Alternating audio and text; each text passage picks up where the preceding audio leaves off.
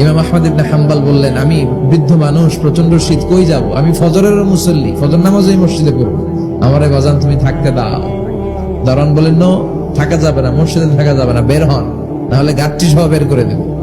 চিনে নাই এটা যে ইমাম আহমদ ইবনে হাম্বল, সে বুঝতে পারে নাই।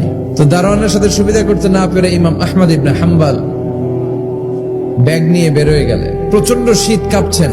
হঠাৎ দেখে সামনে এক বাজার, ওই বাজারে এক খাব্বাজ বসে আছে। খাব্বাজ মানে রুটি বিক্রেতা। খাব্বাজ মানে যুবক, একজন রুটি বিক্রেতা, রুটি বিক্রি করে। যে যুবককে সালাম দিলেন, আসসালামু আলাইকুম। যুবক পড়লো, আলাইকুম আসসালাম। ইমাম আহমদ ইবনে হাম্বল বলল, যুবক, আমি মুসাফির মানুষ, থাকার জায়গা নাই, প্রচন্ড শীত। এই যে তুমি চুলার মধ্যে উনুনে রুটি বানাচ্ছ, আমি যদি তোমার চুলার পাশে বসে রাতটা কাটাই, তোমার কোনো সমস্যা হবে? যুবক বলেন, নো, কোনো সমস্যা নাই। আহলান ওয়া সাহলান ওয়া মারহাবান বিক, খোশামদেদ, সুস্বাগতম, আসেন। আপনি আমার চুলার পাশে বসে আগুন পোয়ালে আমার সমস্যা কি? আসেন, আসেন, বসেন, আপনি মুরব্বী মানুষ। ইমাম আহমদ ইবনে হাম্বল আল্লাহ শুকরিয়া করে চুলার পাশে বসে শীতের রাতে চুলা থেকে তাপ নিচ্ছেন, আগুন পোহাচ্ছেন। আর তিনি দেখতে লাগলেন, যুবক আটা দিয়ে রুটি বানায় আর পরে আস্তাগফিরুল্লাহ, রুটির খামির বানায় আর পরে আস্তাগফিরুল্লাহ, গোল গোল করে খামির দিয়ে দলা বানিয়ে সাজিয়ে রাখে আর পরে আস্তাগফিরুল্লাহ, রুটি বেলুন দিয়ে বলে এটারে চুলার ভেতরে ঢুকায় আর কি পড়ে পরে আস্তাগফিরুল্লাহ। ক্রেতা আসলে ক্রেতাকে রুটি দেয় আর পরে ক্রেতার হাত থেকে টাকা নিয়ে ক্যাশ বক্সে রাখে আর কি পড়ে।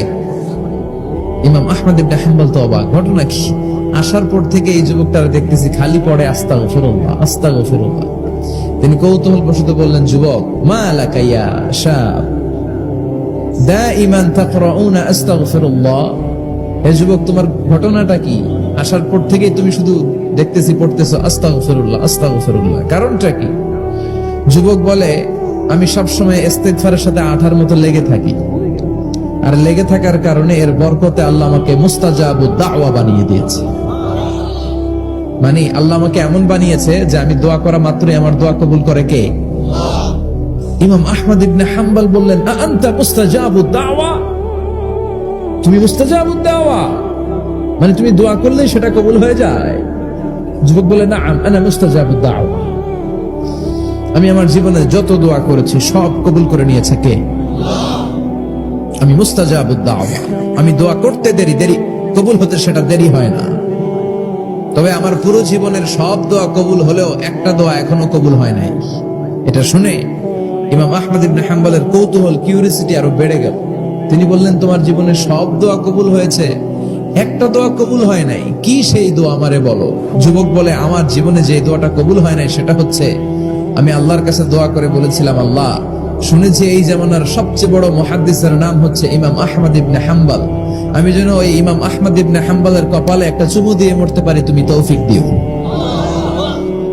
ইমাম আহমদ ইবনে হাম্বল নিজেকে আর ধরে রাখতে পারলেন না, চোখের পানি ছেড়ে দিলেন, যুবককে জড়িয়ে ধরলেন আর বললেন, ইয়া শাব, আহমদ ইবনে হাম্বলের কপালে চুমু দেওয়ার জন্য আহমদ ইবনে হাম্বলের দরবারে তোমার যাওয়ার দরকার নাই, আহমদ ইবনে হাম্বল নিজেই তোমার দরবারে ছুটে এসেছে। আনাল আহমদ ইবনে হাম্বল, আমি নিজেই আহমদ ইবনে হাম্বল। চিল্লায়ে পড়েন আল্লাহু আকবার।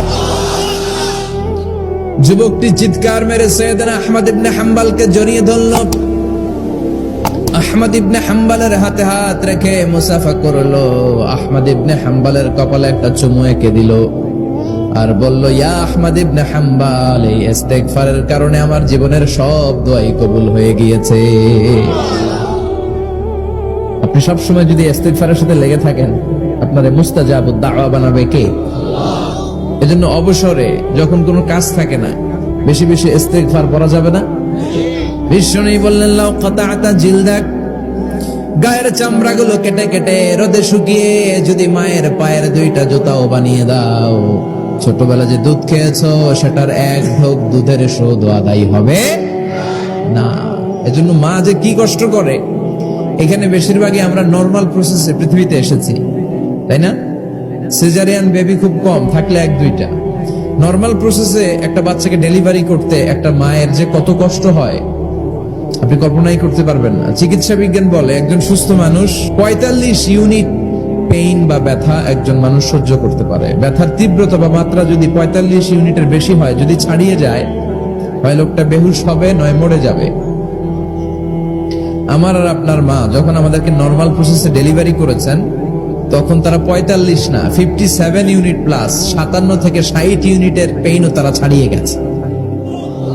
57 ইউনিটেরও বেশি ব্যথা তারা সহ্য করেছে, যেটা কোনো অ্যাক্সিডেন্টে আপনার দেহের 206টা হাড্ডি আছে তো 20টা হাড্ডি একসাথে কোনো অ্যাক্সিডেন্টে ভেঙে গেলে যত ব্যথা তার চেয়েও বেশি ব্যথা।